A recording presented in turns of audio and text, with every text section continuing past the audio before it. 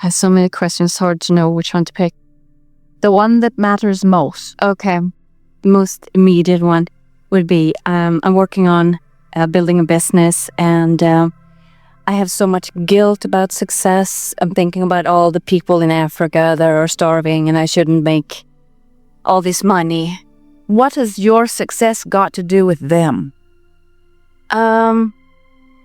Nothing really, but I feel like I should just make myself miserable for the fun of it? right. And whatever money I make, I should just donate to charity and not leave anything for me, kind of, other than bare necessities. Why don't you just go to Africa? I don't want to. So, what do you think inspires you to want to have success? Are you trying to overcome poverty?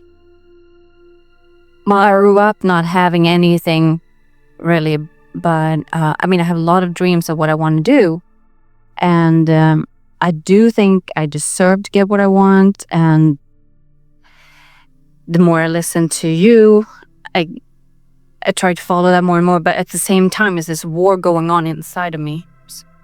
She even throws away the only pen was got. No, keep. Boom. So, I guess I'm having a hard time justifying being successful, and I think therefore I hold myself back somehow. So how can I let go of that? Well, your dilemma comes from a belief that's been fostered within you long ago, and many people have it, that says there is this finite pile of resources that is not replenishing itself, at least not as fast as it is being deplenished by those who need it. And if I receive a lot of it, then someone else will then receive less of it. And if I get really a lot of it, then I can only call myself greedy, and in my greediness I will be depriving others of it. You never say, I've been so healthy for all of these years, and I know that there are others who have been sick, so I think I will be sick for the next 10 years to give someone else a chance to be well. All right. You don't say that, do you? You never say, I have such a clear mind, and look at that poor person over there so confused. So I've decided I'll be confused for a week so that person can be clear. All right. And yet, with other resources, you are saying exactly the equivalent of that. You're saying, I will deprive myself, I will disallow myself. And what really makes it screwy is that your life is what caused you to ask for it. And if you don't let yourself have what your life has caused you to ask for, you're going to feel awful, and you don't know what the person in Africa is asked for. Right. So you're depriving yourself of receiving what life has caused you to become in order to leave it for somebody else that might not even be asking for it. Let's say they are asking for it. Let's say that there are a whole lot of people asking for the same things that you're asking for. What do you think you might do that would help them be more likely of letting their good stuff in? Keeping yours out or letting yours in? Letting mine in. We rest our case. Well, it's a good one because it goes along with the laws of the universe, and what you were doing was squirrely as it could be. In other words, you were depriving yourself of natural resources and keeping yourself from allowing yourself from becoming that which life caused you to become, and you're using the poor people in Africa as your excuse. Well, can I ask something about that? When they were non-physical, did they really say that they wanted to be born into that situation where they're really set up to lose? Well, there are a number of things we want to say about that. First of all, you don't really know whether another is winning or losing because you don't know what their life has caused them to ask for. You don't know who anyone was from non-physical and what they were setting themselves forth to do. So you can't know if they're doing it or not. And you can't stand in their shoes. You can't play on their playgrounds or live in their families and know what they have become. So you have no way of knowing as you observe them whether they are fulfilling their reason for being or not. We would say, as we look around your world, that there are higher percentages of happy people in those underdeveloped countries than there are in the nation in which you live. And if you understand that happiness is the symbol of alignment, then you may begin to understand that success is about alignment. It's not about the achievement of things, although it might be about things, but you just can't know when somebody else is in alignment or when they are not. It's like, let's say that you have been living a very fast-paced life and you've decided that you're going to go on vacation and do nothing. You have so many things that are calling through you. You eat out all of your meals and you're on airplanes constantly and you're in the hustle bustle of a very fast-moving life. And while you really like it, you are ready for a respite where you just sit and do nothing.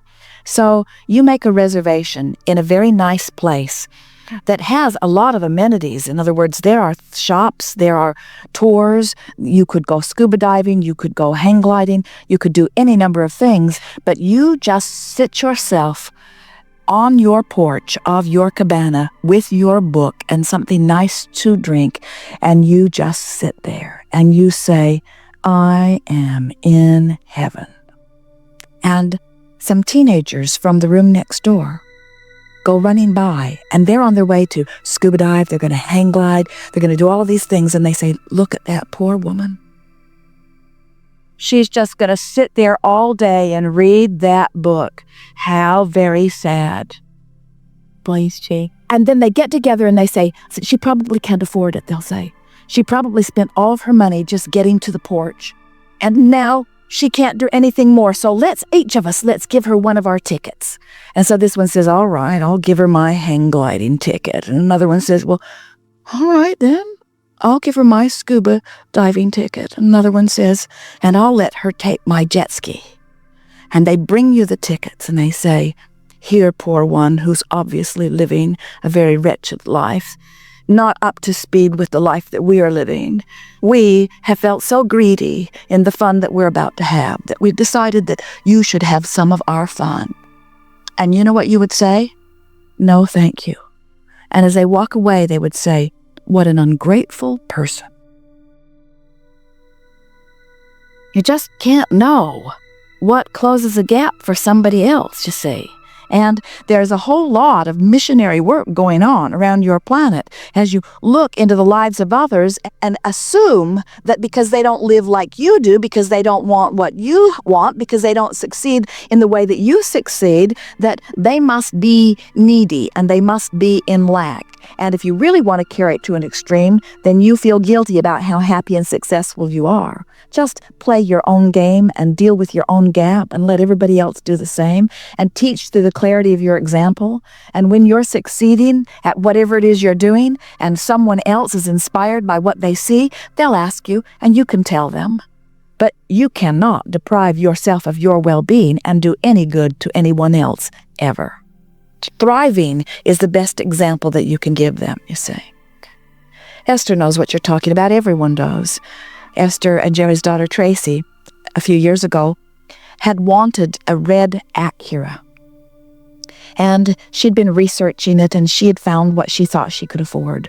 And she sort of hoped that Jerry and Esther would provide a big down payment for her to make it easier. But Jerry said to Esther, you know, if we let her do this, it will be so much sweeter than if we show her that we can do it for her. And so Esther sort of kept trying to withdraw her thoughts from it and focus upon Tracy's ability to do whatever she wanted to do. And sure enough, Tracy found the car she wanted at the price she could afford. The only problem was, she said, it's in Houston. And Esther said, well, as luck would have it, Houston is where our meeting is this weekend. You can ride over with us. So they rode over together, and Tracy attended the Abraham gathering, picked up her car, and then drove back in her car. And Jerry acknowledged that he'd never seen anyone actually walk 2 feet above the pavement. Her thrill at this accomplishment was just supreme. She did everything short of levitate right out of the atmosphere. She was so happy about this car.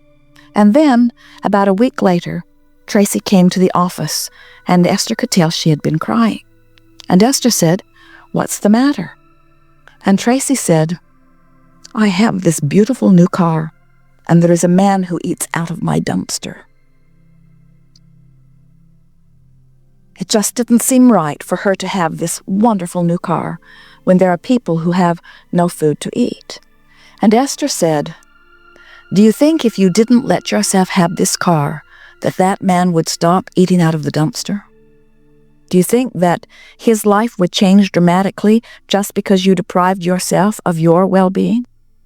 And Tracy didn't actually think that, but what she was thinking was, no, but if I didn't spend this money on this car, I would have that much money that I could give to people like that so that they wouldn't have to eat out of dumpsters.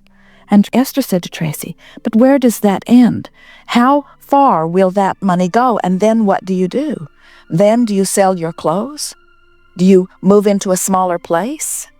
Do you try to find some place to live? Before you know it, Tracy, you'll be eating out of dumpsters. You will withdraw yourself from the productivity that brings you the success that it does.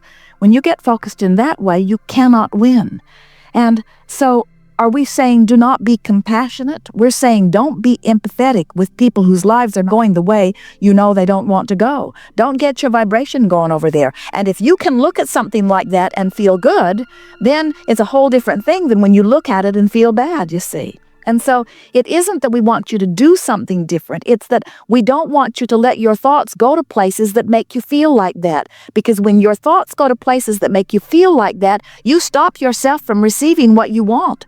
In other words, there are a whole lot of people that don't let themselves experience the success that they want because they worry about what somebody else will think about them having it, or they worry about what somebody else will experience as a result of them having it.